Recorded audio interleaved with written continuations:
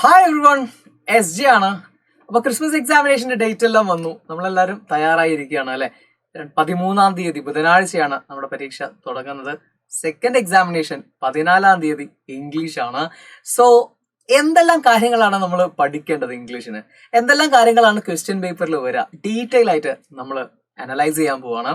So ഈ video നിങ്ങൾ കൃത്യമായിട്ടും കാണുക, ഫ്രണ്ട്സിനൊക്കെ ഷെയർ ചെയ്യുക, ലൈക്ക് അടിക്കാൻ മറക്കരുത്.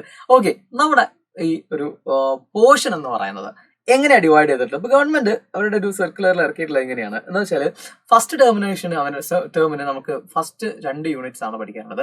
സെക്കൻഡ് ടേം എന്ന് പറയുന്നത് നമ്മുടെ ക്രിസ്മസ് എക്സാമിനേഷൻ സെക്കൻഡ് ടേം എന്നാണ് പറയാം അല്ലെ. അത് 3ഉം 4ഉം യൂണിറ്റ്സും, അതുപോലെ തന്നെ തേർഡ് ടേമിന് ഇനി ലാസ്റ്റുള്ള ഒരു പരീക്ഷ ഉണ്ടല്ലോ, അതിന് 5th യൂണിറ്റ് എന്നാണ് പറയാം. പക്ഷെ നമുക്ക് ഇങ്ങനെയൊക്കെ ആണെങ്കിലും നമുക്കറിയാം ഈ 3ഉം 4ഉം മാത്രമല്ല നമുക്ക് ചോദ്യങ്ങൾ വരാറ്, മേലെ നിന്നും നമുക്ക് എന്ത് ചെയ്യാറുണ്ട്, ഒരു ചെറിയ ശതമാനം 30ഉം 70ഉം എന്നാ പറയാറ്. എന്ന് വെച്ചാൽ 30% ചോദ്യങ്ങൾ നമുക്ക് എവിടെ നിന്നും വരാം, നേരത്തെ നിന്നും വരാം, 1ഉം 2ഉം യൂണിറ്റിൽ നിന്നും വരാം. അപ്പോൾ ഈ വരാം എന്ന് പറയുന്നത് ഏത് ചാപ്റ്റേഴ്സ് നിന്നാണെന്ന് നമുക്കറിയില്ല. അപ്പൊ അതുകൊണ്ട് നമുക്ക് എന്ത് ചെയ്യാം, ഓൾറെഡി നമ്മൾ പഠിച്ചു കഴിഞ്ഞതായതുകൊണ്ട് കൂടുതൽ സമയം നമ്മൾ അതിന്റെ മേലെ ഫോക്കസ് കൊടുക്കേണ്ടെന്നുള്ളൂ. നിങ്ങൾ ഏറ്റവും കൂടുതൽ ഫോക്കസ് ഏതിന് തന്നെ കൊടുക്കാം, നമ്മുടെ 3 and 4 തന്നെ കൊടുക്കാം. 3 and 4 യൂണിറ്റിൽ, കാരണം അത് തന്നെ ഇഷ്ടംപോലെ നമുക്ക് പഠിക്കാനുണ്ട് അല്ലെ. അപ്പൊ 3 and 4 നമ്മൾ നോക്കുന്നു ഏതെല്ലാം ചാപ്റ്റേഴ്സ് ആണ് നമുക്ക് അതിനകത്തുള്ളത് നോക്കാം. കെയർ ഫോർ ദ മോറോ എന്ന് പറയുന്ന നമ്മുടെ യൂണിറ്റ് ആണ് തേർഡ് യൂണിറ്റ്. അതിനകത്ത് 3 ചാപ്റ്റേഴ്സ് ആണുള്ളത്.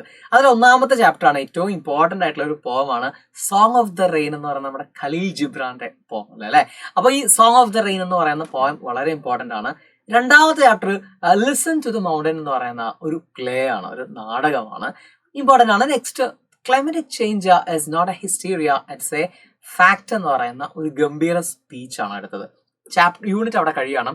നെക്സ്റ്റ് 4th യൂണിറ്റിലേക്ക് വരുമ്പോൾ ഡോൺ ഓഫ് ഹോപ്പ് എന്ന് പറയുന്ന യൂണിറ്റിലേക്ക് വരുമ്പോൾ ദ ജംഗിൾ എയർ ക്രാഷ് എന്ന് പറയുന്ന ഒരു വലിയ ചാപ്റ്റർ നമുക്ക് അവിടെ പഠിക്കാനുണ്ട് അല്ലെ. ജൂലിയാന കോപ്പിക്കന്റെ ഒരു നറേറ്റീവ് ആണ്, അവരുടെ കഥ തന്നെ അവർ പറയാണ്. നെക്സ്റ്റ് ഒരു ഓൺ കില്ലിംഗ് എ ട്രീ എന്ന് പറയുന്ന ഒരു പോം പഠിക്കാണ്ട്. അപ്പൊ രണ്ടാമത്തെ പോത്തിന്റെ പേര് ഓൺ കില്ലിംഗ് എ ട്രീ ആണ് അല്ലെ. നെക്സ്റ്റ് നമുക്ക് പഠിക്കാനുള്ളത് ഏതാണ്, ദ ലാസ്റ്റ് ലീഫ് എന്ന് പറയുന്ന ഒരു വലിയ ചാപ്റ്ററുമാണ്. അപ്പോൾ ഇങ്ങനെയാണ്, ഇത്രയേ ഉള്ളൂ. 6 ചാപ്റ്റേഴ്സ് ആണ് നമുക്ക് യൂണിറ്റ് വൈസിൽ നോക്കുമ്പോൾ ഏറ്റവും ഇമ്പോർട്ടന്റ് ആയിട്ട് നമുക്ക് നോക്കുന്ന സമയത്ത് പഠിക്കാനുള്ള ഈ 2 യൂണിറ്റ്സ്. ഓക്കെ, നേരത്തെ നമ്മൾ ഓൾറെഡി ഫസ്റ്റ് ടേമിന് എക്സാമിനേഷന് പഠിച്ചു വെച്ചതുകൊണ്ട് കുറെ ഐഡിയകളും ഓർമ്മകളൊക്കെ ഉണ്ടാവും. അപ്പൊ അതോടെ നിൽക്കട്ടെ, ഈ 2 യൂണിറ്റ്സും നിങ്ങൾക്ക് ഒന്ന് കോൺസെൻട്രേറ്റ് ചെയ്യാം. ഇനിയിപ്പോൾ അത്രയല്ലേ സമയമുള്ളൂ നമുക്ക്. അപ്പോൾ ഇത്രയും ചാപ്റ്റേഴ്സ് ആണ് നമുക്ക് പഠിക്കാനുള്ളത്. അപ്പൊ ഇതെന്നൊക്കെ എങ്ങനെയെല്ലാം ക്വസ്റ്റ്യൻസ് വരും, അല്ലെങ്കിൽ ഒരു ക്വസ്റ്റ്യൻ പേപ്പറിന്റെ മാതൃക എങ്ങനെയാണ് എന്നതാണ് നമ്മളിവിടെ നോക്കാൻ പോകുന്നത്. ഗ്രാമറും എന്തെല്ലാം പഠിക്കണം, ഗ്രാമറിലും എന്തെല്ലാം നമ്മൾ ശ്രദ്ധിക്കേണ്ടതുണ്ട് എന്നതാണ് പറയുന്നത്. പ്രീവിയസ് ഇയേഴ്സ് ക്വസ്റ്റ്യൻ പേപ്പേഴ്സ് വെച്ചിട്ടാണ് ഞാൻ പറയുന്നത്. ഓക്കെ, വെറുതെ ഞാൻ വായു നിർത്തി പറയില്ല. പ്രീവിയസ് ഇയേഴ്സ് ക്വസ്റ്റ്യൻസിൽ എന്തെല്ലാം ചോദിച്ചിട്ടുണ്ട് എന്നുള്ളതാണ് പറയുന്നത്. അപ്പൊ നമുക്ക് നോക്കാം. ആദ്യം തന്നെ നമ്മൾ മനസ്സിലാക്കേണ്ടത് 2.5 മണിക്കൂർ നീളുന്ന 80 മാർക്കിന്റെ ഒരു പരീക്ഷയാണ് നമ്മൾ എഴുതാൻ പോകുന്നത് അല്ലേ. അപ്പോൾ അതിൻ്റെതായ ക്ഷമയോട് കൂടിയിട്ട് ഒത്തിരി എഴുതാനുണ്ട് നമുക്ക്. അപ്പൊ ഒത്തിരി എഴുതിയിട്ട് തന്നെ എന്ത് ചെയ്യണം, തുടങ്ങണം. 40 മാർക്കിന്റെ കഴിഞ്ഞ വർഷത്തെ പോലെ അല്ലല്ലോ നമ്മളത് പരീക്ഷ അല്ലെ. അപ്പൊ കൂടുതൽ എഴുതാനുണ്ട്, സമയമുണ്ട്. സോ കൃത്യം സമയം നിങ്ങൾ ഉപയോഗപ്പെടുത്തിയിട്ട് വേണം പരീക്ഷ എഴുതി തുടങ്ങാൻ. ഓക്കെ, ഇനി ആദ്യത്തെ ചോദ്യം എന്ന് പറയുന്നത് ടെക്സ്റ്റുവൽ പാസേജ് ആണ്. ടെക്സ്റ്റുവൽ പാസേജ് എന്ന് പറഞ്ഞാൽ ടെക്സ്റ്റ് ബുക്കിൽ നിന്നും നമ്മൾ പഠിച്ച ഏതോ ഒരു ചാപ്റ്ററിൽ നിന്നും ഒരു പാസേജ് തരും. ഓക്കെ, അപ്പോൾ ഇവിടെ തന്നിട്ടുള്ളത് ടോൾസ്റ്റോയ് ഫാം എന്ന് പറയുന്ന ഒരു ചാപ്റ്ററിൽ നിന്നും ഒരു എക്സ്ട്രാക്റ്റ് ആണ്. അപ്പൊ ഈ എക്സ്ട്രാക്റ്റിൽ നിന്നും ചോദ്യങ്ങൾ 5 എണ്ണം ഉണ്ട്.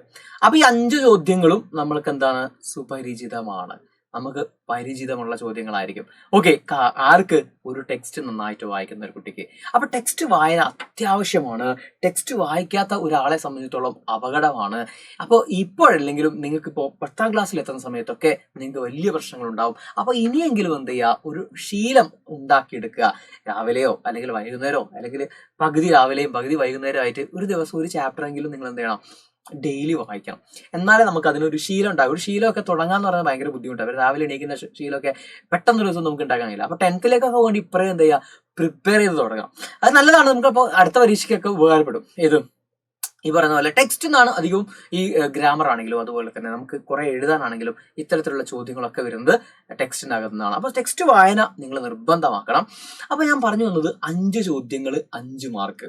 ഓക്കെ, ഈസി ആയിരിക്കും. അപ്പൊ ആദ്യം നിങ്ങൾക്ക് ഒന്നെങ്കിൽ പാസേജ് വായിക്കാം, എന്നിട്ട് ക്വസ്റ്റ്യൻസിലേക്ക് വരാം. അല്ല നിങ്ങൾ ചില ആൾക്കാർ പറയും ക്വസ്റ്റ്യൻസ് ആദ്യം വായിച്ചിട്ട് നമുക്ക് നേരെ പാസേജിലേക്ക് പോയാൽ മതി. അപ്പൊ നമ്മളൊരു ക്രിട്ടിക്കൽ വേയിൽ നമ്മളിങ്ങനെ ആലോചിച്ചിട്ട് കിട്ടും. ഏതാണെങ്കിലും പാസേജ് വായിക്കണം എന്നുള്ളത് നിർബന്ധമാണ്. ഓക്കെ, എന്നിട്ടാണ് നിങ്ങൾ ചോദ്യം എഴുതേണ്ടത്. ഒരു കാരണവശാലും ഒരു ടെക്സ്റ്റ് ഒരു വേർഡ് നോക്കിയിട്ട് ഇപ്പോൾ ലെജൻഡ് എന്ന് പറയുന്ന ഒരു വേർഡ് അല്ലെങ്കിൽ ഗാന്ധിജി എന്ന് പറയുന്ന ഒരു വേർഡ് നോക്കിയിട്ട് അതിനെ പിടിക്കാൻ വേണ്ടിയിട്ട് പാസേജിലേക്ക് പോകരുത്. എന്നിട്ട് അവിടെ ഇവിടെ മാർക്ക് ചെയ്ത് വെച്ചിട്ട് അതും കൊണ്ട് എഴുതുന്ന പരിപാടി ചെയ്യരുത്. ഓക്കെ, അത് നമ്മളെ തെറ്റിക്കും. ചിലതിന്റെ ആൻസേഴ്സ് ഫസ്റ്റിന്റെ ആൻസേഴ്സ് ഒക്കെ ലാസ്റ്റിലായിരിക്കും ഉണ്ടാവുക. അപ്പോൾ നമ്മളത് എഴുതി തെറ്റിപ്പോവും. ഓക്കെ, അപ്പൊ നിങ്ങളത് ശ്രദ്ധിക്കുമെന്ന് വിചാരിക്കുന്നു. ഫുൾ മാർക്കും അവിടെ വാങ്ങിക്കണം കേട്ടോ. ഇനി അടുത്തത് രണ്ടാമത്തെ ചോദ്യം എന്ന് പറയുന്നത് പോയറ്റിക് ലൈൻസ് തന്നിട്ട് അല്ലെ, നമ്മൾ പഠിച്ച ഏതെങ്കിലും ഒരു പോയറ്റിലെ 2 പോയം നമുക്ക് മെയിൻ ആയിട്ട് ഇവിടെ പഠിക്കാനുള്ളൂ. അതിലൊന്ന് നമ്മൾ പറയുന്ന സോങ് ഓഫ് ദ റെയിൻ, ഇവിടെ ചോദിച്ചിരിക്കുന്ന song of the rain lines തന്നിട്ട് അതിനകത്തുനിന്നും ചോദ്യങ്ങളുണ്ട്. അപ്പൊ ഇതൊരു പ്രീവിയസ് ഇയേഴ്സ് ക്വസ്റ്റ്യൻ പേപ്പർ ആണ്. കഴിഞ്ഞ 2 വർഷത്തെ ക്വസ്റ്റ്യൻ പേപ്പർ വെച്ചിട്ട് ാണ് ഞാനിത് ചെയ്തിട്ടുള്ളത്. അപ്പോൾ ഏറ്റവും റീസെന്റ് വന്ന് ചോദിച്ചിട്ടുള്ള ചോദ്യം എന്ന് പറഞ്ഞാൽ സോങ് ഓഫ് ദ റെയിൻ ആണ്. സോങ് ഓഫ് ദ റെയിനും കുറച്ച് ചോദ്യങ്ങളുണ്ട്, 4 ചോദ്യങ്ങൾ. ആ 4 ചോദ്യങ്ങളുടെയും ഉത്തരം നമുക്ക് ആ പോയത്തിൽ നിന്നും കിട്ടും. പക്ഷെ ഇവിടെ നമ്മൾ മനസ്സിലാക്കേണ്ടത് പോയം പഠിക്കുന്ന സമയത്ത് 2 പോയം അല്ലെ, ഇനി നോക്കുകയാണെങ്കിൽ നമുക്ക് ഫുൾ നോക്കുന്ന ഒരു കുട്ടിയെ സംബന്ധിച്ചിടത്തോളം 4 പോയം പഠിക്കാനുള്ളത്. അപ്പൊ ഈ 4 പോയങ്ങൾ നിങ്ങൾ വേറെ ഒരു ഭാഗത്തുനിന്നും ചോദ്യം വരില്ല. പോയം പഠിക്കുമ്പോൾ പോയത്തിന്റെ അകത്തുനിന്ന് തന്നെ ചോദ്യം വരുള്ളൂ. എന്ന് വെച്ചാൽ നമ്മുടെ സൈഡ് ക്വസ്റ്റ്യൻസും കൃത്യമായിട്ട് ഓരോ വരികളും മനസ്സിലാക്കിയ ഒരു കുട്ടിയെ സംബന്ധിച്ചിടത്തോളം ഒരു പേടിയും പേടിക്കാനില്ല. ലെറ്റർ വരൂല, ഡയറി വരൂല അല്ലെ, അങ്ങനെ എന്തെങ്കിലും ഈ പോയത്തിനകത്ത് വരുമോ? പുറത്തുനിന്ന് നമുക്ക് ഉണ്ടാക്കി എഴുതാൻ പറ്റുന്ന സാധനം വരുമോ? ഇല്ല. പോയത്തിൽ എന്താണോ നമ്മൾ പഠിച്ചത് അത് തന്നെ വരിക. അപ്പൊ ആ സംഭവം തന്നെ കൃത്യമായിട്ട് എന്ത് ചെയ്യുക, പഠിച്ചു വെച്ചാൽ നിങ്ങൾക്ക് ഉറപ്പിക്കാം ആ പോയത്തിന്റെ ഭാഗത്തു നിന്നുള്ള ഫുൾ മാർക്കും. ഓക്കെ, അടുത്ത ചോദ്യം പോയത്തിന് തന്നെ ആയിരിക്കും. അപ്പൊ ഇത്രയും കാര്യങ്ങൾ നിങ്ങൾ ഓർത്തു വെക്കുക. പിന്നെ അതിനകത്ത് ചോദിക്കുന്ന ഒരു ചോദ്യമാണ് പേഴ്സോണിഫിക്കേഷൻ അവിടെ ചോദിച്ചിട്ടുള്ളത്. അപ്പോൾ പോയറ്റിക് ഡിവൈസസ് ചോദിക്കും, അസോണൻസ് ആയിരിക്കും, ചില അലിട്രേഷൻ ആയിരിക്കും, മെറ്റഫർ, സിമിലി, അങ്ങനെ എന്തെങ്കിലും ഇതിനകത്ത് ഉണ്ടോ എന്ന് ചോദിക്കും. അപ്പൊ നിങ്ങൾ പഠിക്കുമ്പോൾ അതും കൂടെ ഒന്ന് നോട്ട് ചെയ്ത് വെക്കണം. പോയറ്റിക് ഡിവൈസസ്, ഇമേജസ് ആയിക്കോട്ടെ, ഓക്കെ, റൈമിംഗ് വേർഡ്സ് ആയിക്കോട്ടെ, അങ്ങനെ എന്തെങ്കിലുമൊക്കെ ഒന്ന് നോട്ട് ചെയ്ത് വെക്കണം. ഓക്കെ, ഇനി അടുത്ത ചോദ്യം എന്ന് പറയുന്നത്, 3ാമത്തെ ചോദ്യം എന്ന് പറയുന്നത് അപ്രീസിയേഷൻ ആണ്. എന്താണ് അപ്രീസിയേഷൻ എന്ന് പറഞ്ഞാൽ എന്നൊക്കെ കൃത്യമായിട്ട് പറയാം. അതൊന്നും ഞാനിപ്പോൾ പറയുന്നില്ല. ഇനി അത് കൃത്യമായിട്ട് അറിയാത്തവരുണ്ടെങ്കിൽ നിങ്ങൾക്ക് വേണ്ടിയിട്ട് നമ്മുടെ മാരത്തോണും അതുപോലെ തന്നെ അതിന് മുമ്പേ കുറേ വീഡിയോസ് ഒക്കെ ആയിട്ട് നമ്മൾ ചെയ്യുന്നുണ്ട്. എന്തെല്ലാം കാര്യങ്ങളുണ്ട്, അപ്പൊ അതൊക്കെ സ്റ്റേ ട്യൂൺ ചെയ്താൽ കൃത്യമായിട്ടും പഠിച്ചു വെക്കുക. ഇനി എന്തെല്ലാം ചോദ്യങ്ങൾ നമ്മുടെ ഈ 3ാമത്തെ ചോദ്യത്തിനകത്ത് അപ്രീസിയേഷൻ എത്ര മാർക്കാണ്? 5 മാർക്കാണ്. അപ്പൊ 5 മാർക്കിന് എഴുതിയാൽ മതി. നിങ്ങൾ ലൈൻസ് ഒക്കെ അവർ തന്നിട്ടുണ്ടാവും. ആ ലൈൻസ് വെച്ചിട്ടാണ് നമ്മൾ എന്ത് ചെയ്യേണ്ടത്. ഇവിടെ സോങ് ഓഫ് ദ റെയിൻ, ഇപ്പൊ 2 തവണത്തെ ക്വസ്റ്റ്യൻ പേപ്പറിൽ ഞാൻ കണ്ടത് സോങ് ഓഫ് ദ റെയിൻ തന്നെയാണ് അപ്രീസിയേഷൻ ചോദിച്ചിട്ടുള്ളത്. അപ്പൊ അത് തന്നെ ചോദിക്കണമെന്നൊന്നുമില്ല കേട്ടോ, മാറി വരാം. അപ്പൊ ഏതായാലും ഇത് ഇമ്പോർട്ടന്റ് ആയുള്ള പോയമാണെന്നാണ് ഞാൻ പറഞ്ഞത്. ഓക്കെ, ഇനി അടുത്ത ക്വസ്റ്റ്യൻ എന്ന് പറഞ്ഞാൽ ഒരു അൺനോൺ പാസേജ് നമുക്ക് തരും, നമുക്കറിയാത്ത ഒരു പാസേജ് തരും. എന്നിട്ട് നമ്മളോട് അതൊന്നും ചോദ്യങ്ങളും ഉണ്ടാവും. 5 ചോദ്യങ്ങൾക്ക് 5 മാർക്ക്, ഇങ്ങനെയാണ് ഉണ്ടാവുക. അപ്പൊ 5ാമത്തെ ചോദ്യം വളരെ ഈസി ആയിട്ടുള്ള ചോദ്യമാണ്. ഒരു ടൈറ്റിൽ എഴുതാനുള്ളതാണ് സാധാരണ ചോദിക്കാറ്. അപ്പൊ എന്തെങ്കിലും ഒരു ഹെഡിങ്, നിങ്ങൾ ആ ഒരു പാസേജ് വായിച്ചിട്ട് 4 ചോദ്യങ്ങളും എഴുതിയില്ല, അപ്പൊ നിങ്ങൾക്ക് ഒരു ഐഡിയ ഉണ്ടാവുമല്ലോ അത് എന്തിനെ കുറിച്ചാണെന്ന്. അപ്പൊ അതുമായിട്ട് ബന്ധപ്പെട്ടിട്ട് ഒരു ഹെഡിങ് അങ്ങോട്ട് കൊടുത്തു കഴിഞ്ഞാൽ ആ മാർക്കുമായി. സിമ്പിൾ ആണ്, ഈസി ആയിട്ട് മനസ്സിലാക്കാം. അതിലും നിങ്ങൾ നിർബന്ധമായിട്ടും പാരഗ്രാഫ് വായിക്കണം, എന്നിട്ട് അതിനുള്ള ഉത്തരങ്ങൾ കൃത്യമായിട്ടും എഴുതാം. ഈസി ആയിട്ട് 5 മാർക്ക് കിട്ടും. ഇനി അടുത്ത ക്വസ്റ്റ്യൻ എന്ന് പറഞ്ഞാൽ നമ്മുടെ ക്വസ്റ്റ്യൻ പേപ്പറിലെ ഏറ്റവും വിലപിടിച്ച ചോദ്യമാണ്. എന്ന് വെച്ചാൽ 7 മാർക്കിന്റെ ചോദ്യമാണ്. എന്ന് വെച്ചാൽ നമ്മുടെ ക്വസ്റ്റ്യൻ പേപ്പറിലെ ഏറ്റവും വലിയ ചോദ്യം ഇതാണ്, എസ്സേ ക്വസ്റ്റ്യൻ ആണ്. ഓക്കെ, ഇതിനകത്ത് 2 ഓപ്ഷൻസ് ഉണ്ടാവും, ഏതെങ്കിലും ഒന്ന് നിങ്ങൾ എഴുതിയാൽ മതി. 7 മാർക്കാണ് നമുക്ക് അതൊന്നും കിട്ടാൻ പോകുന്നത് ഒരൊറ്റ ചോദ്യം എഴുതി കഴിഞ്ഞാൽ. ഓക്കെ, അപ്പൊ അതിനകത്ത് സാധാരണ ചോദിക്കാറുള്ളത് ഒന്ന് നറേറ്റീവ് ആണ്, പിന്നെ ഒന്ന് റൈറ്റപ്പ് ആണ്. ഓക്കെ, നറേറ്റീവ് എന്ന് പറഞ്ഞാൽ എന്താണ് സാർ? നറേറ്റീവ് എന്ന് പറഞ്ഞാൽ ടു ടെൽ എ സ്റ്റോറി, ഒരു കഥ പറയുന്നതിനെയാണ് നമ്മൾ നറേറ്റീവ് എന്ന് പറയാം. ഈസിയാണ് സംഭവം. അപ്പൊ നമ്മളെ ജംഗിൾ എയർ ക്രാഷ് എന്ന് പറയുന്ന ചാപ്റ്ററിൽ അതിലെ പ്രൊട്ടാഗനിസ്റ്റ്, പ്രധാന കഥാപാത്രമായിട്ടുള്ള നമ്മുടെ എഴുത്തുകാരി അല്ലെ, ജൂലിയാന കൊപ്കെ എന്ന് പറയുന്ന ആ ലേഡിയുടെ എന്താണ് ഒരു നറേറ്റീവ് ആണ് ആ സ്റ്റോറി. അവിടെ നിന്നാണ് സാധാരണ ഈ ചോദ്യങ്ങൾ വരാറ്. ഈ നറേറ്റീവ് ചോദിക്കാറ് ജംഗിൾ എയർ ക്രാഷ് എന്നാണ് സാധാരണ ചോദിക്കാറ്.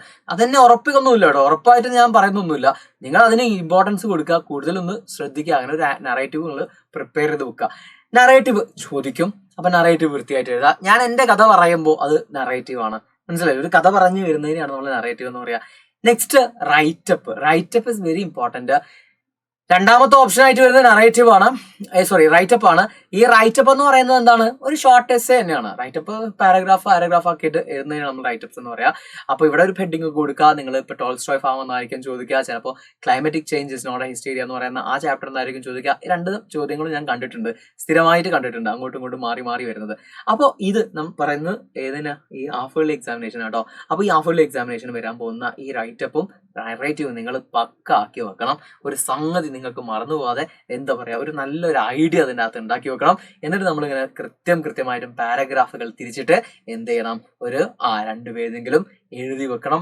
ഏത് 7 മാർക്കിനാണ് നമ്മൾ പറയുന്നത് കേട്ടോ. ഇനി അടുത്ത ചോദ്യം എന്ന് പറഞ്ഞാല് ആൻസർ എനി 2 of 3. 3 ചോദ്യങ്ങൾ തന്നിട്ട് 2 എഴുതണം. ഓരോന്നിനും 5 മാർക്ക്. മനസ്സിലായില്ലേ? ഓരോന്നിനും 5 മാർക്ക്. 2 ചോദ്യങ്ങൾ എഴുതിയാൽ മതി. അപ്പൊ ഇവിടെ ഏതെല്ലാം ചോദ്യങ്ങളാണ് നമ്മൾ പ്രതീക്ഷിക്കേണ്ടത്? ഡയറി എൻട്രി വരും, കോൺവെർസേഷൻ വരും, നോട്ടീസ് വരും. ഏതൊക്കെയാണ്? ഡയറി എൻട്രി വരും, കോൺവെർസേഷൻ വരും, അതുപോലെ തന്നെ നോട്ടീസ് ഉണ്ടാവും. ഇതിന് മാറിയൊക്കെ വരാൻ സാധ്യതയുണ്ട് കേട്ടോ. സാധാരണ വരുന്നതാണ് ഞാൻ പറഞ്ഞത്. അത് നമുക്ക് പഠിക്കാനുണ്ട്. ഡയറി എൻട്രിയുടെ ഫോർമാറ്റ് കാര്യങ്ങളൊക്കെ പഠിക്കണം. അതുപോലെ കോൺവെർസേഷനിൽ ഒരു തുടക്കം ഉണ്ടാവണം അല്ലെ. അതുപോലെ തന്നെ അതിനൊരു ചോദ്യം ഉത്തരം എന്ന രീതിയിൽ ഉണ്ടാവണം. രണ്ടുപേരും നന്നായിട്ട് ഇന്ററാക്ട് ചെയ്യണം. അവർ അവസാനിപ്പിക്കലുണ്ടാവണം. ഒരു പുരോഗതി. അങ്ങനെ ഇതൊക്കെ നിങ്ങൾ എന്ത് ചെയ്യണം? ശ്രദ്ധിക്കുക. നോട്ടീസിന്റെ ഫോർമാറ്റ് ഒക്കെ അറിയാത്തവർ ഒന്ന് പൊടി തട്ടി വെക്കുക അല്ലെ. ഹെഡിങ് വേണം, അതിൽ ഡേറ്റ് വേണം, അതുപോലെ തന്നെ ഡിയർ ഫ്രണ്ട്സ് എന്ന് പറഞ്ഞിട്ട് സ്റ്റാർട്ട് ചെയ്യണം. അതുപോലെ തന്നെ ആളുകളെ വെൽക്കം ചെയ്യണം. താഴെ പ്രോഗ്രാമിന്റെ ഡേറ്റ്, അതുപോലെ തന്നെ ആര് വരുന്നു, എത്ര മണിക്ക് വരുന്നു, അതിനെ ഓൺ, ഇന്ന്, ടൈമിന് മുമ്പിൽ അറ്റ്, അതുപോലെ തന്നെ ദിവസത്തിന് മുമ്പിൽ ഓണാണ് ചേർക്കേണ്ടത്. അതുപോലെ താഴെ നമ്മൾ എന്താ പറയാ, ഓഡിറ്റോറിയം ഉണ്ടെങ്കിൽ അത് പറയണം. അതുപോലെ തന്നെ ചീഫ് ഗസ്റ്റിന്റെ പേര് മെൻഷൻ ചെയ്യണം. എല്ലാവരും വെൽക്കം ചെയ്യണം. സെക്രട്ടറി എന്താണ്, ഏത് ക്ലബ് ആണെങ്കിൽ ആ ക്ലബ്ബ്. അതുപോലെ തന്നെ പ്രോഗ്രാം നോട്ടീസ്, പ്രോഗ്രാം ചാർട്ട് എന്ന് പറയുന്ന സാറിന്റെ welcome speech, prayer welcome speech, inaugural address, അതുപോലെ തന്നെ താഴെ നമ്മുടെ ഫെലിസിറ്റേഷൻ, വോട്ട് ഓഫ് താങ്ക്സ് എന്നീ പറയുന്ന സംഗതികളൊക്കെ ഒന്ന് പൊടി തട്ടിയെടുക്കുക. ഓർത്തു വെക്കുക. 5 മാർക്കിന്റെ 2 ചോദ്യങ്ങളാണ് അവിടെ. ഓക്കെ, ഓപ്ഷൻസ് ഉണ്ടാവും, നിങ്ങൾ കൃത്യമായിട്ടും എഴുതിയാൽ മതി. നെക്സ്റ്റ്, നിങ്ങൾക്ക് ഏറ്റവും അടിപൊളിയായിട്ട് അറിയുന്ന 2 എഴുതേണ്ടത്. അല്ലാതെ ആദ്യത്തെ 2 തന്നെ എഴുതണമെന്നൊന്നും ഇല്ല കേട്ടോ. നോട്ടീസ് ഒക്കെ എഴുതുന്നതായിരിക്കും കുറച്ചുകൂടെ നല്ലത്. നെക്സ്റ്റ് ക്വസ്റ്റ്യൻ എന്ന് പറഞ്ഞാൽ നമുക്ക് ആൻസർ എനി 2 or 3. 2 or 3 എന്ന് പറഞ്ഞാൽ ചില ക്വസ്റ്റ്യൻ പേപ്പറിൽ ആൻസർ എനി 2 എന്ന് കണ്ടിട്ടുണ്ട്, ചില ക്വസ്റ്റ്യൻ പേപ്പറിൽ ആൻസർ എനി 3 എന്ന് കണ്ടിട്ടുണ്ട്. അപ്പോൾ അതുകൊണ്ടാണ് ഞാൻ അങ്ങനെ കൊടുത്തത്. അപ്പൊ 2 ചോദ്യങ്ങൾ എഴുതിയാൽ മതി എന്നാണെങ്കിൽ 3 ചോദ്യങ്ങൾ തന്നിട്ട് അതിൽ 2 എഴുതിയാൽ മതി. 3 ചോദ്യങ്ങൾ എഴുതിയാൽ മതി എന്ന് പറയുകയാണെങ്കിൽ 4 ചോദ്യങ്ങൾ തന്നിട്ട് അതിലേതെങ്കിലും 3 എഴുതിയാൽ മതി എന്നായിരിക്കും ഉണ്ടാവുക. അപ്പൊ ഇതിന് സാധാരണ 6 മാർക്കാണ് ഈ ഒരു സെക്ഷൻ ഉണ്ടാവുക. ഈ 6 മാർക്കിൽ നമുക്ക് ചോദിക്കുന്ന ചോദ്യങ്ങൾ എന്ന് പറഞ്ഞാൽ നമുക്ക് ഏതൊക്കെയാണ്? ലെറ്റർ റൈറ്റിംഗ് ഉണ്ടാവും അല്ലെ, ന്യൂസ് പേപ്പർ റിപ്പോർട്ട് ഉണ്ടാവും. അറിയാലോ, ന്യൂസ് പേപ്പർ റിപ്പോർട്ടൊക്കെ ഫോർമാറ്റ് പഠിച്ചു വെക്കണേ. ലെറ്റർ, ന്യൂസ് പേപ്പർ റിപ്പോർട്ട്, അതുപോലെ തന്നെ പാരഗ്രാഫ് റൈറ്റിംഗ്. നേരത്തെ റൈറ്റപ്പ് പറഞ്ഞില്ല, അത് ഷോർട്ട് എസ്സേ ആണ്. ഇത് ഒരു പാരഗ്രാഫ് മാത്രം എഴുതിയാൽ മതി. 6 മാർക്കാണ്. അത്യാവശ്യം വലിയ പാരഗ്രാഫ് തന്നെ എഴുതണം. റിവ്യൂ ചോദിക്കാറുണ്ട്. റിവ്യൂ ചോദിച്ച് കാണാറുള്ളത് ലിസൺ ടു ദ മൗണ്ടൻ എന്ന് പറയുന്ന ചാപ്റ്ററിന്റെ ഒരു റിവ്യൂ ചോദിച്ച് കാണാറുണ്ട്. ഓക്കെ, അപ്പൊ അതൊന്ന് പഠിച്ചു വെക്കണം. സ്പീച്ച്, നമ്മുടെ ഗാന്ധിജിയുടെ ടോൾസ്റ്റോയ് ഫാമുമായി ബന്ധപ്പെട്ടിട്ട് ഒരു ചോദ്യമാണ് സ്പീച്ച് എന്നുണ്ടാവുക. അപ്പൊ അത് ഡയറക്റ്റ് ആവില്ല, നമ്മൾ അതുമായിട്ട് ജനറൽ ക്വസ്റ്റ്യൻ ആയിരിക്കും. ഗാന്ധിജിയുമായിട്ട് ഒരു ജനറൽ ക്വസ്റ്റ്യൻ ആയിരിക്കും സ്പീച്ച് പറയാനുണ്ടാവും. അപ്പോൾ October 2 നിങ്ങൾ സ്കൂളിൽ നിങ്ങൾ എന്താ പറയുക സേവനവാരം ചെയ്തു, ആ സമയത്ത് നിങ്ങൾക്ക് ഒരു സ്പീച്ച് നടത്താൻ പറയുന്ന എന്നൊക്കെ പറഞ്ഞിട്ടുള്ള ജനറൽ ക്വസ്റ്റ്യൻ. അപ്പൊ നിങ്ങൾക്ക് കുറെ കാര്യങ്ങൾ ഗാന്ധിജിയുമായി ബന്ധപ്പെട്ടത് അറിയാം.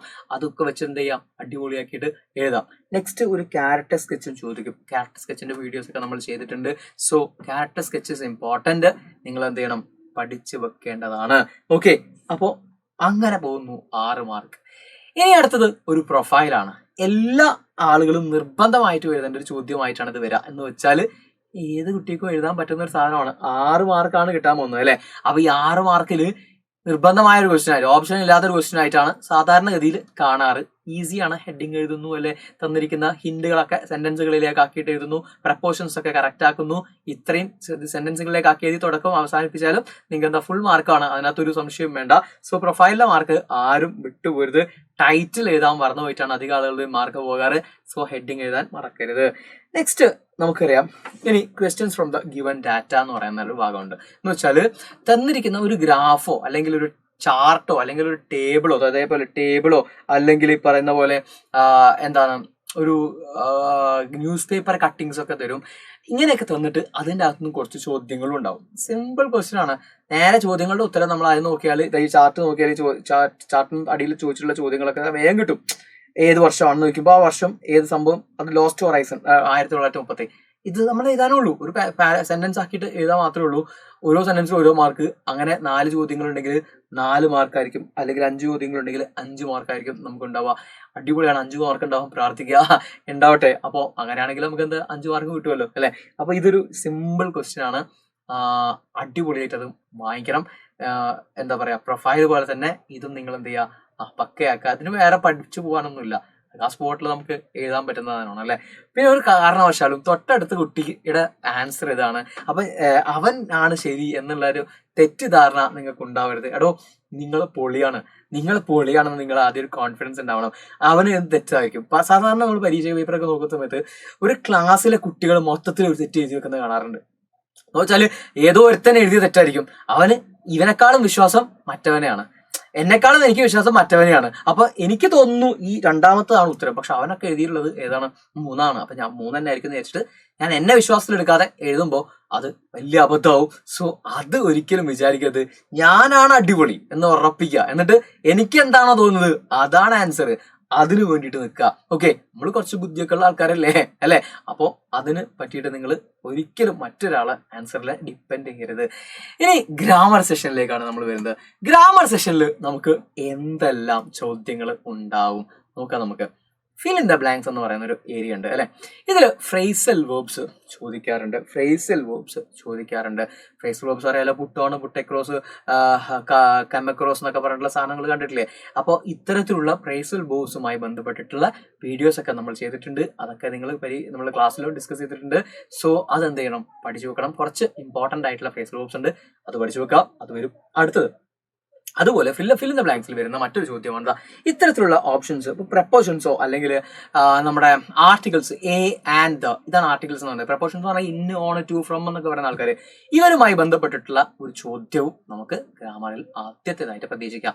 ഇതും ഫില്ലപ്പിന്റെ രീതിയിൽ തന്നെയാണ് വരിക. ഫിൽ ഇൻ ദ ബ്ലാങ്ക്സ് എന്ന് പറഞ്ഞിട്ട് നമുക്ക് ചോദ്യം ഉണ്ടാവും. സോ ഇതുമായിട്ടും നിങ്ങൾ എന്ത് ചെയ്യണം, ഒരു നല്ല പരിചയം ഉണ്ടാക്കി വെക്കണം.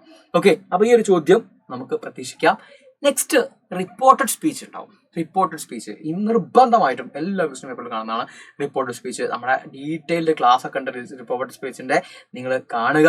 താഴെ റിപ്പോർട്ടഡ് സ്പീച്ച് 9th സ്റ്റാൻഡേർഡ് അടിച്ചു വെച്ചാൽ നിങ്ങൾക്ക് സംഭവം കിട്ടും. നമ്മുടെ ആപ്പിലുള്ള കുട്ടികൾക്ക് ഡീറ്റെയിൽ ആയിട്ടുള്ള ക്ലാസ് എവിടെ ഉണ്ട്, ആപ്പിൽ ഗ്രാമർ സെഷനിലുണ്ട്. സോ അത് നിർബന്ധമായിട്ടും നിങ്ങൾ പഠിച്ചിരിക്കണം. 2 മാർക്ക് അവിടെ നമുക്ക് ഉറപ്പായിട്ടും കിട്ടാവുന്ന ഒരു ചോദ്യമാണ്. കംപ്ലീറ്റ് ദ കോൺവെർസേഷൻ എന്ന് പറയുന്ന അടുത്ത ഭാഗം 6 മാർക്കിനാണ് ചോദ്യം ഉണ്ടാവുക. ഓക്കെ, അപ്പോൾ ഈ ഒരു ഫ്രാഗ്മെന്റ്സ് ഓഫ് കോൺവെർസേഷൻ ആയിരിക്കും ഡാഷ് ഡാഷ് ഡാഷ് എന്ന് പറഞ്ഞിട്ട് നിങ്ങൾ കണ്ടില്ലേ ക്വസ്റ്റ്യൻ പേപ്പറിൽ. അപ്പൊ അതിൽ എന്തെല്ലാം കാര്യങ്ങൾ നിങ്ങൾ പഠിക്കേണ്ടതെന്ന് വെച്ചാൽ അതിലൊന്ന് ഒരു WH ക്വസ്റ്റ്യൻ ഉണ്ടാക്കാൻ പഠിക്കണം. എന്താ WH ക്വസ്റ്റ്യൻ എന്ന് പറഞ്ഞാൽ what, where, when, why, how many, how much, how long എന്നൊക്കെ പറഞ്ഞിട്ടുള്ള തുടങ്ങുന്ന ചോദ്യങ്ങളില്ലേ, അവ വെച്ചിട്ടൊരു ചോദ്യം ഉണ്ടാവും. അപ്പൊ ഞാൻ പറയണം മൈ നെയിം ഇസ് ഷാജു. അപ്പോൾ ചോദ്യം എന്തായിരിക്കും, വാട്ട് ഇസ് യുവർ നെയിം എന്നല്ലേ. അത്തരത്തിലുള്ള ചോദ്യങ്ങൾ ഉണ്ടാക്കാൻ പഠിക്കണം. അതുപോലെ ഒരു യെസ് ഓർ നോ ക്വസ്റ്റ്യൻ ഉണ്ടാക്കാൻ പഠിക്കണം. യെസ് ഓർ നോ ക്വസ്റ്റ്യൻ എന്ന് പറഞ്ഞാൽ this is my pen, is this your pen എന്ന് ചോദിക്കുക. Is this your pen auxiliary വെർബിൽ ചോദ്യങ്ങൾ ചോദിച്ചു തുടങ്ങാം. അങ്ങനെ ഒരു യെസ് ഓർ നോ ക്വസ്റ്റ്യൻ ഉണ്ടാക്കാനുണ്ടാവും. ക്വസ്റ്റ്യൻ ടാഗ് ഉണ്ടാവും. സാധാരണ 3ാമത്തെ ചോദ്യമായിട്ടാണ് ഈ ക്വസ്റ്റ്യൻ ടാഗ് ഉണ്ടാവുക. ക്വസ്റ്റ്യൻ ടാഗും ചോദിക്കാറുണ്ട്. ഓക്കെ, ഒരു സെന്റൻസ് പകുതി വെച്ച് നിൽക്കുന്നു, കോമ ഡാഷ് ക്വസ്റ്റ്യൻ മാർക്ക് കണ്ടാൽ ഉറപ്പിക്കാം അതെന്താണ്, ക്വസ്റ്റ്യൻ ടാഗ് ആണ്. അടുത്തത് ഇഫ് ക്ലോസ് എന്ന് പറയുന്ന ഒരു സാധനം വീഡിയോ ഒക്കെ നമ്മൾ കൃത്യമായി ചെയ്ത് ക്വസ്റ്റ്യൻ ടാഗിന്റെ വീഡിയോ ചെയ്തിട്ടുണ്ട്. സോ അതെല്ലാം മക്കളെ കാണുക, പഠിക്കുക. നെക്സ്റ്റ് ഹാഡ് ബെറ്ററോ എന്താണ് റാദർ ദാൻ എന്ന് പറഞ്ഞിട്ടുള്ള ഒരു ടോപ്പിക്, ഏതെങ്കിലും ഒരു ഗ്രാമർ, അതും ചോദിക്കും. അതായിരിക്കും അവസാനത്തെ ഭാഗം. ഏതൊരു ഗ്രാമർ നമ്മൾ പഠിച്ചത് അത് ഒന്ന് ഫില്ല് ചെയ്യാനുണ്ടാവുള്ളൂ. സിമ്പിൾ ആയിരിക്കും, അതൊരു ഗ്രാമറാണ്. അപ്പൊ ഇത്രയും കാര്യങ്ങളാണ് 6 മാർക്കിന് എന്ത് ചെയ്യുക, നമ്മുടെ കംപ്ലീറ്റ് കോൺവെർസേഷനിൽ വരിക. നെക്സ്റ്റ് ഒരു എഡിറ്റിംഗ് ഉണ്ടാവും. 5 മാർക്കിന്റെ ഒരു എഡിറ്റിംഗ് ഉണ്ടാവും. എഡിറ്റിംഗും വൃത്തിയായിട്ട് മനസ്സിലാക്കുക, അണ്ടർലൈൻ ചെയ്തിട്ടുണ്ടാവും. എന്താണ് മിസ്റ്റേക്ക് എന്നുള്ളത് വായിച്ചു നോക്കുക, മനസ്സിലാക്കുക, ചെയ്യുക. ഓക്കെ, നെക്സ്റ്റ് ലാസ്റ്റ് ക്വസ്റ്റ്യൻ ആണ്. നമ്മുടെ ലാസ്റ്റ് ക്വസ്റ്റ്യന് വേർഡ് പിരമിഡ് എന്നാണ് പറയുന്നത് അല്ലെ. വേർഡ് പിരമിഡ് ഉണ്ടാക്കാനാണ് ഏറ്റവും ഈസി ഉള്ള ഒരു ക്വസ്റ്റ്യൻ ആണത്. അപ്പോൾ എല്ലാ സുഹൃത്തുക്കളും അതെന്ത് ചെയ്യും, അടിപൊളിയാക്കി എഴുതുന്നത് തന്നെയാണ് ഞാൻ വിശ്വസിക്കുന്നത്. സോ അപ്പൊ അങ്ങനെയാണ് നമ്മുടെ എക്സാമിനേഷനുമായി ബന്ധപ്പെട്ട നമ്മുടെ പഠിക്കേണ്ട കാര്യങ്ങളൊക്കെ. അപ്പോൾ നിങ്ങൾക്ക് ഒരു കൃത്യമായ ഐഡിയ കിട്ടി ഇപ്പൊ പഠിക്കേണ്ടത് എന്തൊക്കെയാന്നൊക്കെ ഉള്ളത്. പ്രീവിയസ് ഇയേഴ്സ് ക്വസ്റ്റ്യൻ പേപ്പേഴ്സ് ഒക്കെ നോക്കുക. അതിൽ വന്നിട്ടുള്ള ഗ്രാമർ സെക്ഷനൊക്കെ ഒന്ന് രണ്ടെണ്ണം ചെയ്താൽ പിന്നെ നിങ്ങൾ ഡീറ്റെയിൽ ആയിട്ട് പഠിക്കാൻ നിൽക്കണ്ട. ഓക്കെ, അത് പഠിച്ചു വെച്ചാൽ മതി. അപ്പോൾ നിങ്ങൾക്ക് ഒരു ഐഡിയ കിട്ടും. അതിൽ എങ്ങനെയൊക്കെ ചെയ്യേണ്ടത്. ഇപ്പോൾ റിപ്പോർട്ട് സ്പീച്ച് ഒക്കെ ആണെങ്കിൽ എന്തായാലും വീഡിയോ കണ്ടാലേ നിങ്ങൾക്ക് ഒരു ഐഡിയ കിട്ടുള്ളൂ. ഒരു 10-15 മിനിറ്റിൻ്റെ വീഡിയോ ഉണ്ടാവുള്ളൂ. 15 മിനിറ്റ് ചിലവാക്കിയാൽ നിങ്ങൾക്ക് ആ മാർക്കം കൊണ്ട് കിട്ടും. ക്വസ്റ്റ്യൻ ടാഗ് ആണെങ്കിലും ഒക്കെ അത്രയും ഉണ്ടാവില്ല ക്വസ്റ്റ്യൻ ടാഗ് നോക്കുമ്പോൾ. അപ്പോൾ കുറച്ചേ ഉണ്ടാവുള്ളൂ. അപ്പോൾ അതൊക്കെ നിങ്ങൾ എന്ത് ചെയ്യുക, കൃത്യമായിട്ട് കാണാം. മാരത്തോണിൽ നമ്മൾ ഇതെല്ലാം എന്ത് ചെയ്യുന്നതാണ്, ഡിസ്കസ് ചെയ്യുന്നതാണ്. സോ അതുവരെ കാത്തിരിക്കാതെ അതിന് മുമ്പേ നമ്മൾ തുടങ്ങി വെച്ചാലേ അന്നത് റിവിഷനാണത് ഉപയോഗപ്പെടുത്താൻ നമുക്ക് പറ്റുള്ളൂ. അപ്പോൾ എല്ലാവർക്കും അടിപൊളിയായിട്ട് എന്തുണ്ടാവട്ടെ, ക്രിസ്മസ് എക്സാമിനേഷൻ നല്ല മാർക്ക് വാങ്ങാൻ പറ്റട്ടെ. അതിനു വേണ്ടിയിട്ട് ഇന്ന് മുതൽ തന്നെ നമ്മൾ എന്ത് ചെയ്യണം, വളരെയധികം ശക്തമായിട്ട് നമ്മൾ പ്രയത്നിക്കണം. കാരണം നമ്മൾ ആലോചിക്കേണ്ടത് പേപ്പർ കിട്ടുന്ന ആ ദിവസത്തിന് വേണ്ടിയിട്ടാണ്. പേപ്പർ കിട്ടുന്ന ആ ദിവസം നമുക്കിതൊക്കെ ഒന്ന് ഷൈൻ ചെയ്യണം, അല്ലെ, ഔട്ട് ഷൈൻ ചെയ്യുന്ന ഒരു ദിവസം വരണം. നമ്മുടെ ഒരു മണ്ടനല്ല, നമ്മൾ ബുദ്ധിയുള്ള കുട്ടി തന്നെയാണ്, അല്ലെ. അവൻ കളിച്ചാലും നന്നായി പഠിക്കും, ബുദ്ധിയുള്ളവനാണെന്ന് ആളുകളെ കൊണ്ട് പറയിക്കണം. അപ്പൊ അതിനു വേണ്ടിയിട്ട് ഇന്ന് തന്നെ എന്ത് ചെയ്യുക, ഒന്ന് തയ്യാറെടുത്ത് തുടങ്ങുക. ഓക്കെ, അപ്പോൾ അടിപൊളി ആയിട്ടിരിക്കുക. നമുക്ക് ബാക്കി ക്ലാസ്സുകളിലും വീഡിയോസിലൊക്കെ കാണാം. Thank you.